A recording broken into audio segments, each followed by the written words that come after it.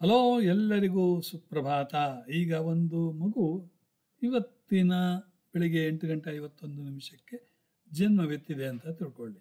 ಆಗ ಅವರ ಕುಂಡಲಿ ಹೇಗಿರ್ತದೆ, ಯಾವ ರೀತಿ ನೀವು ವಿಶ್ಲೇಷಣೆ ಮಾಡಬೇಕು ಅನ್ನೋದನ್ನು ತೋರಿಸಿಕೊಡ್ತೇನೆ ನಾನು.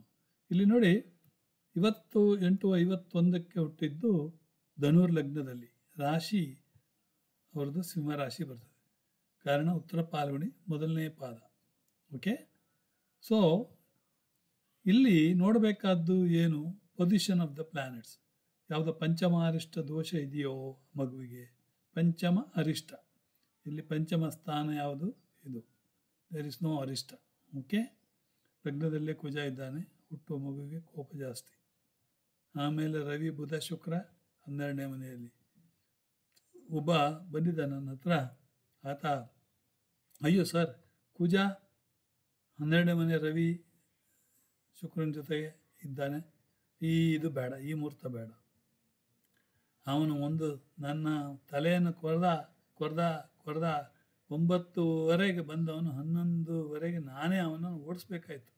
ನನಗೆ ಬೆನ್ನು ನೋಯ್ತಾ ಇದೆಯಪ್ಪ, ನನಗೆ ಇನ್ನು ಹೇಳಲಿಕ್ಕಾಗೋದಿಲ್ಲ. ಈಗ ತಾನೇ ಹುಡ್ತಾ ಇರುವ ಮಗುವಿಗೆ ಷಡ್ಬಲ ಏನು ನೋಡಿ. ಈ ಷಡ್ಬಲ ಇಲ್ಲಿದೆ, ಸ್ಟ್ರೆಂತ್. ಈ ಷಡ್ಬಲ ಇಲ್ಲಿ ಎಲ್ಲ ಕಮ್ಮಿ ಇದೆಯಲ್ಲ, ಈ ಜಾಸ್ತಿ ಮಾಡಬೇಕು. ಸೂರ್ಯ ಜಾಸ್ತಿ ಮಾಡಬೇಕಾದ್ರೆ ಏನು ಮಾಡಬೇಕು? ಹಾಗೆ ಅದನ್ನೆಲ್ಲ ಇಷ್ಟಫಲ ಅಂದರೆ ಏನು? ಇದೆಲ್ಲ ಏನು ನೀವು ಹೇಳ್ತೀರೋ? ಅಷ್ಟಕ ವರ್ಗ ಅಂದರೆ ಏನು?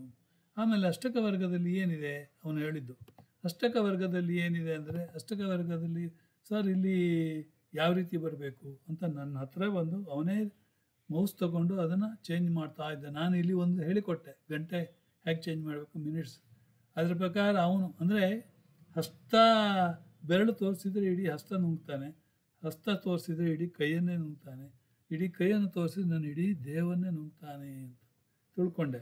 ಇವನು ಅಪ್ಪಟ, ಅತೀ ಬುದ್ಧಿವಂತ, ಓವರ್ ಇಂಟೆಲಿಜೆನ್ಸ್ ಇದ್ದರೆ ಅವರನ್ನು ತಲೆ ಮೇಲೆ ಹೇಗೆ ಕುಟ್ಟಬೇಕು ಅನ್ನೋದು ನನ್ನಂಥ ಬುದ್ಧಿವಂತ ಅವನಿಗೆ, ಮಿಥುನ ಲಗ್ನದವನಿಗೆ ಗೊತ್ತಿಲ್ಲ ಅಂದರೆ ಏನು ಪ್ರಯೋಜನ ಅಲ್ವಾ? ನಾನು ಕೂಡ ನಂಬರ್ 7, ಅವನು ಅನ್ಫಾರ್ಚುನೇಟ್ಲಿ ಅಥವಾ ಫಾರ್ಚುನೇಟ್ಲಿ ಅವನು ನಂಬರ್ 7 ಆಗಿದ್ದ.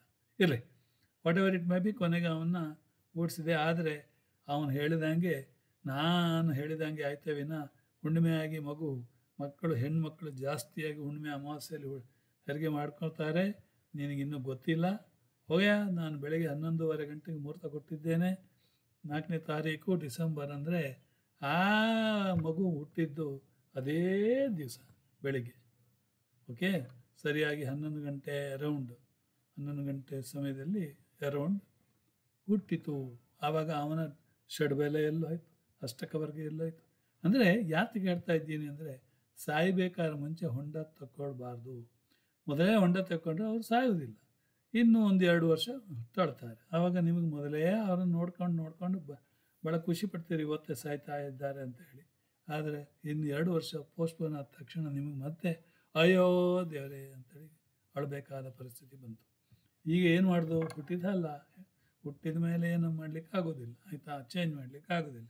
ಅವನ ಹಣೆಯಲ್ಲಿ ಬರ್ತದ್ದು. ನಾನು ಅದಕ್ಕೆ ನಿಮಗೆ ಪ್ರಾರಬ್ಧ ಕರ್ಮ, ಸಂಚಿತ ಕರ್ಮ, ಪೆಂಡಿಂಗ್ ಕರ್ಮ ಅದ್ರ ಬಗ್ಗೆ ಆ ಸಮಯದಲ್ಲಿ ನಾನು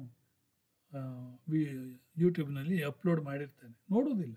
ಇಲ್ಲಿ ನೋಡಬೇಕಾದ್ದು ಯಾವುದು ನೋಡಿ, ಗುರು ವಕ್ರಿಯಾಗಿದ್ದಾನೆ. ಯಾವಾಗ ವಕ್ರಿಯಾಗಿದ್ದಾನೆ ಆವಾಗ ನಾವು ತೋರಿಸ್ತೇನೆ. ಇಲ್ಲಿ ಗುರು ವಕ್ರಿ ಯಾವಾಗ ಆಯಿತು? ಓಕೆ, ಇಲ್ಲಿ ಗುರು ವಕ್ರಿ ನೋಡಿ, ಇಲ್ಲಿ ಗುರು ವಕ್ರಿಯ ಆಗಿರೋದು ನೋಡಿ, ನವಂಬರ್ 11, 2025 ಬೆಳಿಗ್ಗೆ 10 ಗಂಟೆ ಅಲ್ಲ, ರಾತ್ರಿ 10 ಗಂಟೆ 11 ವಕ್ರಿ ಆಯಿತು. ಅವನ ಮಾರ್ಗಿ ಆಗುವುದು ಯಾವಾಗ? ಮಾರ್ಗಿ ಅಂದರೆ ಡೈರೆಕ್ಟ್. Okay, March 11, 2026. ಈಗ ಏನಾಗಿದೆ, ನಾವು ಗುರುನ ಇಲ್ಲಿ ತೊಗೊಂಡಿದ್ದೇವೆ ಮಿಥುನದಲ್ಲಿ. As good as it is in ಮಿಥುನ. ಗುರುವಿನ ಇದು ನೋಡಿದರೆ 29 ಡಿಗ್ರಿ ಇದೆ ಜಮಿನಿ. ವಕ್ರಿ ಆದ ತಕ್ಷಣ ನಾವು ಹಿಂದಕ್ಕೆ ಚಲನೆ ಅಂತ ತೋರಿಸ್ತೀವಿ. ಆದರೆ ಅವನು ಮಿಥುನ ಬಿಟ್ಟು ಹೋಗ್ತಾನೆ ಇಲ್ಲ, ಯಾಕಂದರೆ ಡಿಗ್ರಿ 29, ಆದ್ದರಿಂದ ಅವನು ಹೋಗಲಿಕ್ಕಿಲ್ಲ. ಆದರೆ ಲಗ್ನ ಎಷ್ಟೋ 24 ಡಿಗ್ರಿ, ಅಂದರೆ 24 ನೀವು ನೋಡಿದರೆ 24 ಆವಾಗ 5 ಡಿಗ್ರಿ ಇದೆ, ಅದರಿಂದ ಹೋಗಲಿಕ್ಕಿಲ್ಲ, ಆಯಿತಾ? ಸೊ ಆದ್ದರಿಂದ you should take it as Guru in that. Kuja Guru. Okay, ಇವನಿಗೆ ಸಿಟ್ಟಿದ್ರು ಕೂಡ ಗುರು ಲಗ್ನಾಧಿಪತಿ ಗುರುವಿನ ದೃಷ್ಟಿ ಇದ್ದಿದ್ದರಿಂದ ಆ ಸಿಟ್ಟೆಲ್ಲ ತಣ್ಣಗಾಗ್ತದೆ. ಗುರುವಿನ ವಿಚಾರವೇ ಅಷ್ಟೆ. ಗುರು ಯಾವಾಗಲೂ ಸಾಂತ್ವನ ಹೇಳುವವನು, ಅಂದರೆ ತಣ್ಣಗೆ ಮಾಡುವವನು. ಆಯಿತಾ? ಇನ್ನು ಶನಿ ಯಾವಾಗ ಬಂದಿದ್ದಾನೆ ನಿಮಗೆ ಗೊತ್ತಿದೆ. ಮಾರ್ಚ್ 29, 2025 ಇಲ್ಲಿ ಮೀನಕ್ಕೆ ಎಂಟ್ರಿ ತೊಗೊಂಡಿದ್ದಾನವ. ಎಲ್ಲಿಂದ ಬಂದಿದ್ದಾನೆ? ಕುಂಭದಿಂದ ಬಂದಿದ್ದಾನೆ. ಆಯಿತಾ? ಇನ್ನು 2 ವರ್ಷ ಕಾಲ ಇರ್ತಾನೆ ಅಲ್ಲಿ. ಈಗ ಇದಕ್ಕೆ 4ನೇ ಮನೆ, 2ನೇ ಮನೆ ಅಧಿಪತಿ, 3ನೇ ಮನೆ ಅಧಿಪತಿಯಾಗಿ 4ನೇ ಮನೆಯಲ್ಲಿ ಇದ್ದಾನೆ. ಆಯಿತಾ? ಸೊ ಈ ಹುಡುಗಿಗೆ ಅಥವಾ ಹುಡುಗನಿಗೆ 4ನೇ ಮನೆ ಶನಿ ಅಂದರೆ ಸ್ವಲ್ಪ ತಂದೆ ತಾಯಿಯಿಂದ ದೂರ ಇರಬೇಕಾಗುವ ಪರಿಸ್ಥಿತಿ ಬರ್ತದೆ. ಆಯಿತಾ? ಸೊ 4ನೇ ಮನೆ ಶನಿ. ಆಮೇಲೆ ಇದು ಮೀನದ ಶನಿ. ಓಕೆ, ಕಾಲಪುರುಷನ ಪಾದದ ಶನಿ, ಕೊನೆಯ ಪಾದ, ಫೀಟ್. ಓಕೆ, ಆಮೇಲೆ ಇನ್ನೇನು, ಇಲ್ಲಿ ಚಂದ್ರ ಮತ್ತು ಕೇತು ಒಟ್ಟಿಗಿದ್ದಾರೆ, ಅಂದರೆ ಭಾಗ್ಯದಲ್ಲಿ ಕೂತಿದ್ದಾರೆ. ಚಂದ್ರ ಅಷ್ಟಮ ಸ್ಥಾನಾಧಿಪತಿಯಾಗಿ ಚಂದ್ರ ಭಾಗ್ಯದಲ್ಲಿ ಕೂತಿರೋದ್ರಿಂದ ಚಂದ್ರ ಕೇತು ಅಂದರೆ ಸ್ವಲ್ಪ ಮಟ್ಟಿಗೆ ಚಂದ್ರ ಎಮೋಷನಲ್ ಕಾರಕ, ತಾಯಿಯ ಕಾರಕ. ಅದರಿಂದ ಸ್ವಲ್ಪ ಎಮೋಷನಲ್ ಮೇಲೆ ಕೆಳಗೆ ಆಗಬಹುದು, ಆಗುತ್ತೆ, ಏನು ತೊಂದರೆ ಇಲ್ಲ. ಗುರು ಸಪ್ತಮದಲ್ಲಿರೋದ್ರಿಂದ ಭಾಳ ಒಳ್ಳೆಯದಿದೆ. ಓಕೆ, ಎಜುಕೇಷನ್ ವೈಸ್ ನಾವು ನೋಡೋದಾದರೆ ಹೈ ಕ್ಲಾಸ್ ಇದೆ, there is no problem. Okay, ಶುಕ್ರ ಇವರಿಗೆ 6ನೇ ಮನೆ ಅಧಿಪತಿ ಹಾಗೂ ಲಾಭಾಧಿಪತಿ ಆದ್ದರಿಂದ 12ನೇ ಮನೆ ಇರೋದ್ರಿಂದ ಇನ್ವೆಸ್ಟ್ಮೆಂಟ್ ಮುಂದೆ ಜಾಸ್ತಿ ಮಾಡಬಹುದು. ಕುಜ ಲಗ್ನದಲ್ಲೇ ಕೂತಿದ್ದಾನೆ, ಆದರೆ ಕುಜ ಯೋಗಕಾರಕ ಗ್ರಹ. ಯಾಕಂದರೆ ಪಂಚಮಾಧಿಪತಿ, ನವಮಾಧಿಪತಿ ಯಾರು? ಸೂರ್ಯ ಕೂಡ ಯೋಗಕಾರಕನಾಗಿ 12ನೇ ಮನೆಯಲ್ಲಿ ಇದ್ದಾನೆ. ಇವರಿಗೆ ಪುಷ್ಕರಾಂಶ ಏನಾರು ಇದೆಯಾ ಅಂತ ನೋಡೋಣ.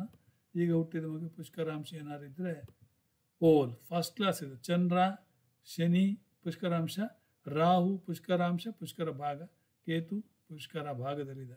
ಅಂದರೆ ಏನಾಯಿತು, ಈ ರಾಹು ಕೇತು ಒಳ್ಳೆಯ ಇದರಲ್ಲಿ ಪುಷ್ಕರ ಭಾಗದಲ್ಲಿ ಇರೋದ್ರಿಂದ, ಶನಿ ಕೂಡ ಪುಷ್ಕರಾಂಶದಲ್ಲಿರೋದ್ರಿಂದ, ಚಂದ್ರ ಕೂಡ ಪುಷ್ಕರಾಂಶದಲ್ಲಿಂದ ಇದು ಮೇಲಕ್ಕೆ ಹೋಗ್ತದೆ.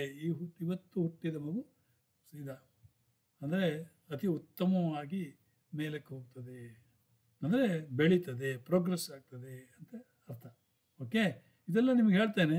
ಆಮೇಲೆ ಅಷ್ಟಕ ವರ್ಗ ಇಲ್ಲಿ ನೀವು ತಕ್ಷಣ ನೋಡಿದಾಗ ಲಗ್ನದಲ್ಲಿ 24 ಇದೆ, ಸಪ್ತಮದಲ್ಲಿ 28 ಇದೆ, ಇದು ಧನಸ್ಥಾನದಲ್ಲಿ 34 ಇದೆ, ವ್ಯಯಸ್ಥಾನದಲ್ಲಿ 21. ನೋಡಿ, 11 ಸೇವಿಂಗ್ಸ್, ಧನ, ಬ್ಯಾಂಕಿಂಗ್ ಕ್ಯಾರಿಯರಿಗೆ ಬೆಸ್ಟ್ ಇದು, ಬ್ಯಾಂಕ್ ಫೈನಾನ್ಸ್. ಓಕೆ, ಇಲ್ಲಿ 40 ನೋಡಿ, ಕರ್ಮದಲ್ಲಿ 40 ಇದೆ. ಏನು ಸಿಕ್ಕಾಪಟ್ಟೆ ವ್ಯಕ್ತಿ software skill, may be AI digital ಇದರಲ್ಲಿ ಮೀಡಿಯಾದಲ್ಲಿ AI ಇರ್ಬೋದು, ಆರ್ಟಿಫಿಷಿಯಲ್ ಇಂಟೆಲಿಜೆನ್ಸಲ್ಲಿ ಎತ್ತಿಗೆ ಲಾಭದಲ್ಲಿ ನೋಡಿ, ಕೂತಲ್ಲಿ ಲಾಭ 34 ಇದೆ, ಫ್ಯಾಂಟಾಸ್ಟಿಕ್. ಓಕೆ, ಆಮೇಲೆ 3ನೇ ಮನೆ 21. ಸೊ ಕಮ್ಯುನಿಕೇಷನ್ ಸ್ವಲ್ಪ ನಿಧಾನ. 4ನೇ ಮನೆ 31, ದೊಡ್ಡ ಗಾಡಿ, ದೊಡ್ಡ ಬಂಗ್ಲೆ, ಫಾರ್ಚುನರ್ ಎಲ್ಲ, ಲಂಬರ್ಗಣಿ ಎಲ್ಲ ಇಂಥದ್ದೆಲ್ಲ ತಗೊಳ್ತಾರೆ. ಪಂಚಮದ 29, 6ನೇ ಮನೆ 26 ಕಮ್ಮಿ ಇದೆ.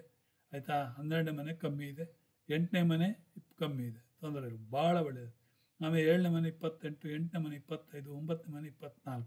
ಭಾಗ್ಯ ಸ್ವಲ್ಪ ಕಮ್ಮಿ, ಮೇ ಬಿ ಲಕ್ ಎಫೆಕ್ಟೆಡ್ ಇರ್ಬೋದು. ಓಕೆ, ಅಂಥದ್ದೆಲ್ಲ ಏನು ನೀವು ತಿಳ್ಕೊಳ್ಳೋ ಅವಶ್ಯಕತೆ ಇಲ್ಲ. ಇಲ್ಲಿ ಬೃಹಸ್ಪತಿ ನೋಡಿ 7 ಇದೆ, ಭಿನ್ನಾಷ್ಟಕ ವರ್ಗದಲ್ಲಿ 7 ಅಂದರೆ ಇವರು 24, 25, 26, 27, 28, 29, 30, 27, 30 ಅಂದರೆ 39, 42, 39, 42ರಲ್ಲಿ. ಆಮೇಲೆ ಮತ್ತೆ 12, 51, 54ರಲ್ಲಿ ಇವರು ಒಂದು ಪ್ರಾಪರ್ಟಿ ಅಥವಾ ಭೂಮಿಯನ್ನು ತೆಗೆದುಕೊಳ್ತಾರೆ. ಈಗ ಹುಟ್ಟಿದ ಮಗುವಿಗೆ ನಾವು ಹೇಳಬೇಕಾದ್ದು ಇದೆಲ್ಲ ಪ್ರಾಪರ್ಟಿ ತೊಗೊಳ್ತಾರೆ ಅಂತೇಳಿ ಹೇಳಬಾರ್ದು. ಆದರೂ ಕೂಡ ಇನ್ನು ಅವೇರ್ನೆಸ್ಗೆ ಹೇಳ್ತಾ ಇದ್ದೀನಿ. ಇಲ್ಲಿ ಎಜುಕೇಷನ್ ವೈಸ್ ನೋಡಿದ್ರೆ ಲಾಜಿಕಲಿ ಈಸ್ ಫ್ಯಾಂಟಾಸ್ಟಿಕ್. ಯಾಕಂದರೆ ಆರ್ಟಿಫಿಷಿಯಲ್ ಇಂಟೆಲಿಜೆನ್ಸಲ್ಲಿ ಬರ್ತದೆ ಅಂದಮೇಲೆ ಕೇಳೋದು ಬೇಡ. ಆಮೇಲೆ 3ನೇ ಮನೆ ರಾಹು ಇದೆ, 3ನೇ ಮನೆ ರಾಹು ಇಸ್ ವೆರಿ ಗುಡ್. ಓಕೆ, 9ನೇ ಮನೆ ಕೇತು, 9ನೇ ಮನೆ ಕೇತು ಇದ್ದವರಿಗೆ ಆಧ್ಯಾತ್ಮಿಕತೆ ಬೆಳೆದು ಬರ್ತದೆ, ಅಕ್ಕಲ್ಟ್ ಸೈನ್ಸ್ ಕೂಡ ಚೆನ್ನಾಗಿರುತ್ತದೆ. ಓಕೆ, ಸೊ ಭಾಳ ಒಳ್ಳೆಯದಿದೆ 9ನೇ ಮನೆ ಕೇತು ಅಂದರೆ ಹಾಗೆ. ಆಯಿತಾ? ರಾಹು 3ರಲ್ಲಿ ಕಮ್ಯುನಿಕೇಷನ್ಸ್ ಒಳ್ಳೆ ಚೆನ್ನಾಗಿ ಬಂದುಬಿಡುತ್ತೆ, ಏನೂ ತೊಂದರೆ ಇಲ್ಲ.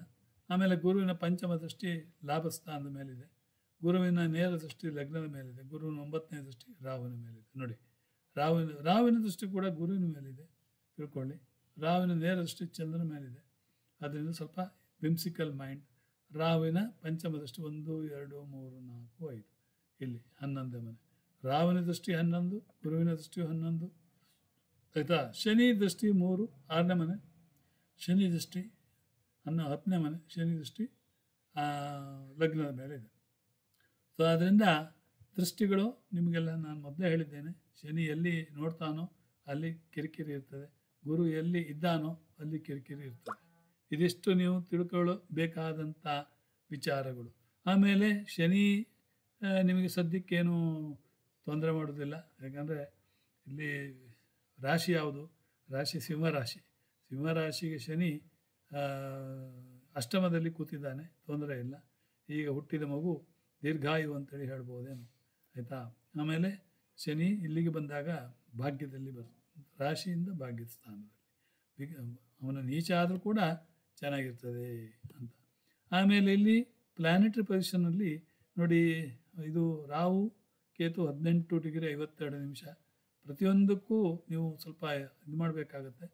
ಯಾಕಂದರೆ 26 ಡೈಲಿ 8 ವರ್ಷ ಆದಮೇಲೆ ಅವಳ ಹತ್ರ ಹೇಳಬೇಕು, ಸೂರ್ಯನಿಗೆ ಅರ್ಘ್ಯ ಬಿಡಮ್ಮ ತಾಮ್ರದ ಲೋಟದಿಂದ ಅಥವಾ ಕವಳಿಗಿಂದ, ಓಂ ನಮಃ ಸೂರ್ಯಾಯನ, ಓಂ ನಮಃ ಸೂರ್ಯಾಯನ, ಓಂ ನಮಃ ಸೂರ್ಯಾಯನಮ ಅಂತೇಳಿ ಅರ್ಘ್ಯ ಬಿಡು. ಹಾಲನ್ನು ಶಿವಲಿಂಗಕ್ಕೆ ಅಭಿಷೇಕ ಮಾಡು, ಅದರ ನಂತರ ನೀರಿನಿಂದ ಅಭಿಷೇಕ ಮಾಡು. कारण ಜಟೆಯಲ್ಲಿ ಶಿವನ ಜಟೆಯಲ್ಲಿರೋ ಚಂದ ಅವನಿಗೆ ಹಾಲು ಮತ್ತು ನೀರು ಎರೆದರೆ ಶಿವನಿಗೆ ಹಾಲು ಮತ್ತು ನೀರು ಎರೆದಾಗೆ ಶಿವ ನಿಮಗೆ ಆರೋಗ್ಯ, ಆನಂದ, ಐಶ್ವರ್ಯ, ಅಭಿವೃದ್ಧಿಯನ್ನು ಕೊಟ್ಟು ನಿಮ್ಮನ್ನು ಸಲಹಿಸ್ತಾನೆ ಅಂತೇಳಿ.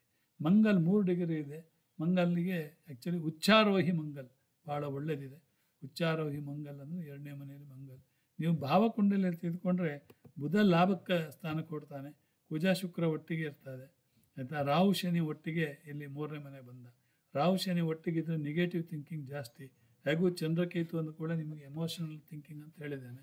ನೆಗೆಟಿವ್ ಥಿಂಕಿಂಗ್ ಜಾಸ್ತಿ, ಪಾಸಿಟಿವ್ ಥಿಂಕಿಂಗ್ ಇರಬೇಕು ಆ ವ್ಯಕ್ತಿಯಲ್ಲಿ, ಏನು ತೊಂದರೆ ಇಲ್ಲ. ಗುರುವಿನ ದೃಷ್ಟಿ ಬುಧನ ಮೇಲೂ ಇದೆ ಆಯಿತಾ. ಸೊ ಇಲ್ಲಿ ನೋಡಿ ಕ್ಲಿಯರ್ ಕಟ್ ಆಗಿ ಗೊತ್ತಾಗ್ತದೆ.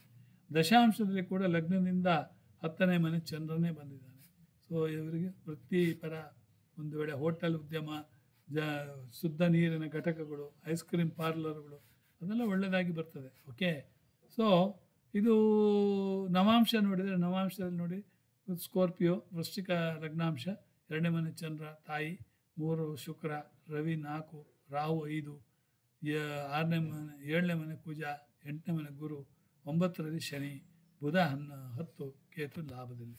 ಒಳ್ಳೆಯದಿದೆ. ದಿಸ್ ಆರ್ ನವಾಂಶ also. So very good. Okay.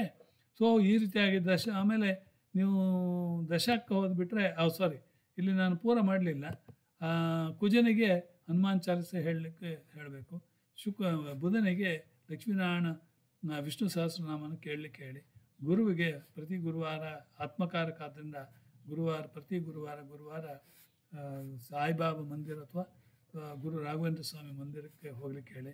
ಇಲ್ಲಾಂದರೆ ಓಂ ಭ್ರಾಂ ಹ್ರೀಂ ಭ್ರೋ ಸಹ ಗುರು ಬೃಹಸ್ಪತಿಯೇ ನಮಃ ಅಂತ 108 ಬಾರಿ ಹೇಳಲಿಕ್ಕೆ ಹೇಳಿ. ಇಲ್ಲಾಂದರೆ ಓಂ ಗ್ರಾಂ ಗ್ರೀಂ ಗ್ರೌಂ ಸಹ ಗುರುವೇ ನಮಃ ಅಂತೇಳಿ ಹೇಳೋಕ್ಕೆ ಹೇಳಿ 108 ಬಾರಿ. ಒಳ್ಳೆ ಪುನರ್ವಸು ನಕ್ಷತ್ರದಲ್ಲೇ ಇದೆ, ಗುರು ಇದ್ದಾನೆ. ಶುಕ್ರ 20 ಡಿಗ್ರಿ, ಆದ್ದರಿಂದ ಲಕ್ಷ್ಮೀ ಅಷ್ಟೋತ್ತರ ಹೇಳಿ ಕುಂಕುಮಾರ್ಚನೆಯನ್ನು ಮಾಡಲಿಕ್ಕೆ ಹೇಳಿ, ಮುಂದೆ ಒಳ್ಳೆಯದಾಗ್ತದೆ. ಹನುಮಾನ್ ಚಾಲಿಸ ಹೇಳಿದರೆ ಶನಿಗೇನು ಬೇರೆ ಅಗತ್ಯ ಇಲ್ಲ. ರಾಹುಗೆ ಒಂದು ಕಾಯಿಯನ್ನು ತೆಗೆದುಕೊಂಡು 2 ಕಣ್ಣನ್ನು ಹೊಡೆದು ಕರಿ ಸಾಸಿವೆಯನ್ನು ತುಂಬಿ ಅದನ್ನು ಟೇಪ್ ಹಚ್ಚಿ ಮುಚ್ಚಿ ಮುಂದಿನಿಂದ ಹಿಂದಕ್ಕೆ, ತಲೆ ಮೇಲಿಂದ ಹಿಂದಕ್ಕೆ ಬಿಸಾಕಬೇಕು ನದಿಗೆ, ಹರಿಯುವ ನದಿಗೆ. ಒಂದೇ ಶನಿವಾರ ಅದು ರಾಹುಗೆ ಮಾಡುವಂಥ ಮೂಡ್ಸ್. ಹಿಂದಕ್ಕೆ ತಿರುಗಿ ನೋಡಬಾರ್ದು, ಕಾಯಿ ಎಲ್ಲಿ ಬಿತ್ತು ಅಂತ ನೋಡಬೇಡಿ, ಯಾಕಂದರೆ ನೋಡಿದರೆ ಆ ಮೂಡ್ಸ್ ವರ್ಕ್ ಆಗುವುದಿಲ್ಲ. ಕೇತುವಿಗೆ ಮಂಗಳವಾರ, ಒಂದು ಮಂಗಳವಾರ ಚಿನ್ನದ ಗಣೇಶ ಪೆಂಡೆಂಟ್ ಮಾಡಿ ಕುತ್ತಿಗೆಗೆ ಹಾಕಿಕೊಳ್ಳಿ, ಒಳ್ಳೆಯದಾಗ್ತದೆ. ನೀವು ಮತ್ತೆ ಈ ಹುಡುಗ ಅಥವಾ ಹುಡುಗಿ ಎಲ್ಲಿಂದ ಎಲ್ಲಿಯವರೆಗೆ ಹೋಗ್ತಾರೆ ಅಂತ ನಾನು ಇದ್ದರೆ ನನಗೆ ಇನ್ಫಾರ್ಮ್ ಮಾಡಿ, ಆಯಿತಾ. ಹೀಗೆ ನೀವು ಜಾತಕ ವಿಶ್ಲೇಷಣೆ ಈ ರೀತಿ ಮಾಡಬೇಕೇ ವಿನ ಅವರ ಬೀಗರು ಮಾಡಿಕೊಟ್ರು, ಅವರು ಮಾಡಿಕೊಟ್ರು ಅಂತ ಹೇಳಿ ನೀವು ಇದು ಮಾಡಿದರೆ, ಆಸ್ಟ್ರಾಲಜರ್ ಹೇಳೋದಕ್ಕೂ ನಿಮ್ಮ ಬೀಗರು ಅಥವಾ ನಿಮ್ಮ ಸಂಬಂಧಿಕರು ಮಾಡುವ ಇದಕ್ಕೂ, ಆಸ್ಟ್ರಾಲಜರ್ ಆಗಿದ್ದರೆ ಅದು ಬೇರೆ ಸಮಾಚಾರ ಆಯಿತಾ. ಭಾಳ ವ್ಯತ್ಯಾಸಗಳು ಉಂಟು. ಇದಿಷ್ಟು ನಾನು ನಿಮ್ಮ ಒಂದು ಗಮನಕ್ಕೆ ತರ್ತಾ ಇದ್ದೇನೆ. ಯಾವ ರೀತಿ ಇದನ್ನು ಹೇಳಬೇಕು, ಯಾವ ರೀತಿಯ ಒಂದು ಪರಿಹಾರ ಮಾಡಿಕೊಳ್ಬೇಕು ಅಂತ ಹೇಳ್ತಾ ಇದ್ದೀನಿ. ಇಷ್ಟನ್ನು ಹೇಳಿ ನಾನು ಇಲ್ಲಿಗೆ ಮುಕ್ತಾಯ ಮಾಡ್ತೇನೆ. ಜೈ ಹಿಂದ್, ಜೈ ಕರ್ನಾಟಕ, ಶುಭವಾಗಲಿ. ನಮಸ್ಕಾರ.